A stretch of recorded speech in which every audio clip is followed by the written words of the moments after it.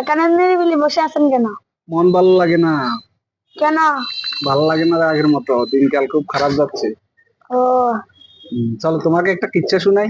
শুনুন। শুনবে নাকি? জি। আমার একটা বাগান আছে, বিশাল বড় বাগান।